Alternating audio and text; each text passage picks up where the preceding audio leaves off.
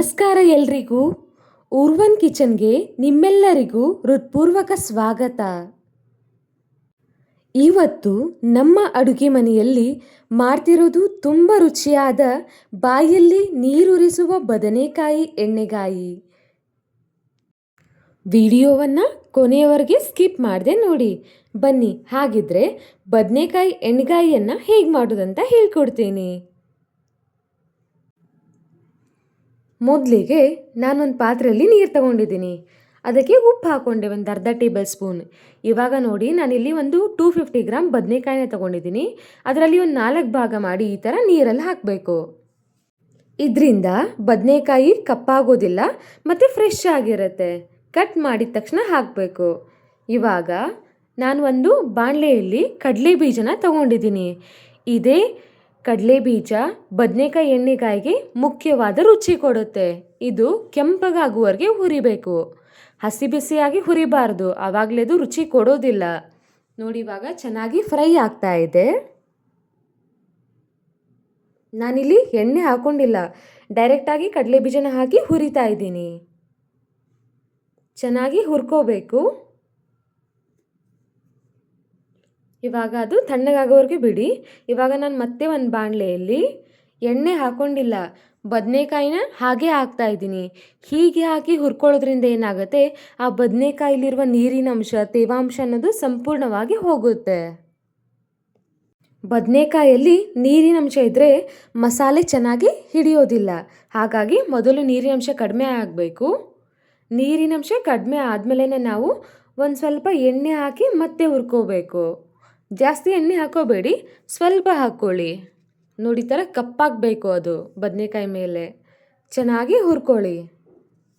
ಬದನೆಕಾಯಿ ತುಂಬ ಮೆತ್ತಗೆ ಆಗುವವರೆಗೆ ಹುರಿಯಬೇಕಾಗಿಲ್ಲ. ಸ್ವಲ್ಪ ಮೆತ್ತಗಾಗಿ ಇರೋಷ್ಟು ಹುರ್ಕೊಂಡ್ರೆ ಸಾಕಾಗುತ್ತೆ. ಇವಾಗ ಅದು ಹುರ್ಕೊಂಡಾದ್ಮೇಲೆ ಅದನ್ನು ಪಕ್ಕಕ್ಕೆ ಇಟ್ಕೋಬೇಕು. ಇದಾದಮೇಲೆ ನಾನು ನಿಮಗೆ ಮುಖ್ಯವಾದ ಸ್ಟೆಪ್ಗೆ ಬರ್ತೀನಿ.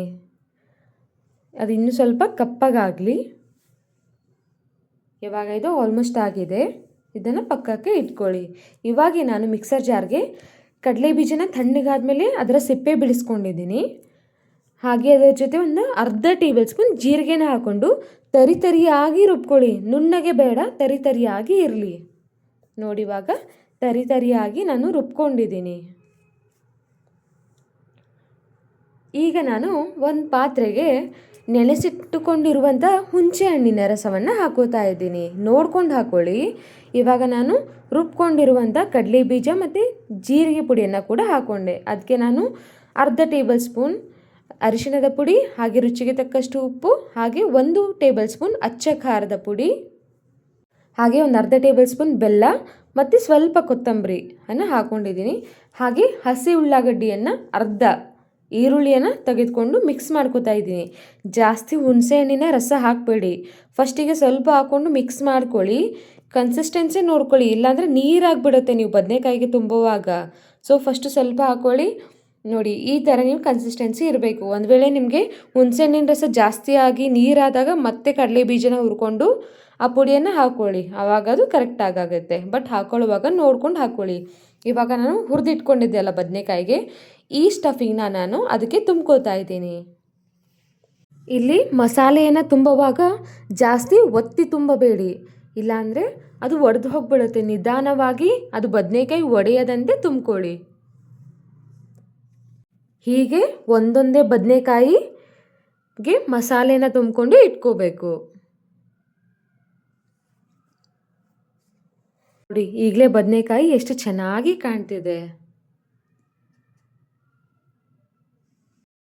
ಎಲ್ಲ ಮಸಾಲೆನ ಬದನೆಕಾಯಿಗೆ ಈ ಥರ ತುಂಬ್ಕೊಂಡ್ಮೇಲೆ ಅದು ಇನ್ನೂ ಸ್ವಲ್ಪ ಉಳಿದಿದೆ, ಅದನ್ನು ಎತ್ತಿಟ್ಕೊಳ್ಳಿ. ನಾನು ಹೇಳ್ತೀನಿ. ಇವಾಗ ಒಂದು ಕಡಾಯಿಗೆ ಎಣ್ಣೆ ಹಾಕ್ಕೊಳ್ಳಿ. ಎಣ್ಣೆ ಚೆನ್ನಾಗಿ ಕಾದ್ಮೇಲೆ 1/4 ಟೇಬಲ್ ಸ್ಪೂನ್ ಸಾಸಿವೆ ಹಾಗೆ ಜೀರಿಗೆನ ಹಾಕೋತಾ ಇದ್ದೀನಿ. ಅದು ಚಟಪಟ ಸಿಡಿಬೇಕು. ಇವಾಗ ನಾನು ಕರಿಬೇವನ್ನು ಹಾಕ್ಕೊಂಡಿದ್ದೀನಿ. ತಾಜಾ ಕರಿಬೇವು ಚೆನ್ನಾಗಿ ಫ್ರೈ ಮಾಡ್ಕೊಳ್ಳಿ. ಇದಕ್ಕೆ ನಾನು ಒಂದು ಅರ್ಧ ಈರುಳ್ಳಿಯನ್ನು ಸಣ್ಣದಾಗಿ ಕತ್ತರಿಸಿದ್ದೀನಿ. ಇದನ್ನು ನೀವು ಚೆನ್ನಾಗಿ ಹುರ್ಕೋಬೇಕು. ಈರುಳ್ಳಿಯನ್ನು ಸ್ವಲ್ಪ ಕೆಂಪು ಬಣ್ಣ ಬಂದು ಚೆನ್ನಾಗಿ ಫ್ರೈ ಆಗುವವರೆಗೆ ಹುರಿದ್ಕೊಳ್ಬೇಕು. ಈರುಳ್ಳಿ ಚೆನ್ನಾಗಿ ಹುರಿದ್ರೆ ಅದರ ಸಿಹಿ ರುಚಿ ಎಣ್ಣೆಗಾಯಿಯ ಮಸಾಲೆ ಜೊತೆ ಸೇರಿದರೆ ತುಂಬ ಚೆನ್ನಾಗಿರುತ್ತೆ. ನೋಡಿ, ಈ ಬಣ್ಣ ಬಂದರೆ ಸಾಕು. ಇವಾಗ ನಾವು ಮಸಾಲೆ ತುಂಬಿದ ಬದನೆಕಾಯಿಯನ್ನು ಹಾಕೋಬೇಕು. ಬದನೆಕಾಯಿಯನ್ನು ಹಾಕಿದ ತಕ್ಷಣ ಚಮಚದಿಂದ ಜೋರಾಗಿ ಕಲಸಬೇಡಿ. ಇದರಿಂದ ಬದನೆಕಾಯಿಗಳು ಒಡೆದು ಹೋಗಿ ಮಸಾಲೆ ಹೊರಗೆ ಬರುತ್ತೆ. ಸೊ ಅದಕ್ಕೆ ನಾನು ಕಡಾಯಿಯನ್ನು 2 ಹ್ಯಾಂಡಲ್ ಹಿಡಿದು ನಿಧಾನವಾಗಿ ಟಾಸ್ ಮಾಡಿದೆ.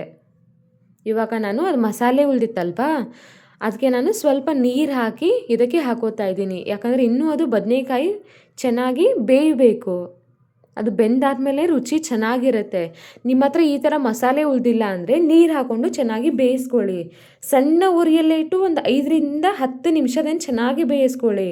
ಸರಿಯಾಗಿ ಬೆಂದಿಲ್ಲ ಅಂದರೆ ರುಚಿ ಚೆನ್ನಾಗಿ ಬರೋದಿಲ್ಲ ಆ್ಯಂಡ್ ತಿನ್ನೋಕ್ಕೂ ಕೂಡ ಚೆನ್ನಾಗಿರಲ್ಲ.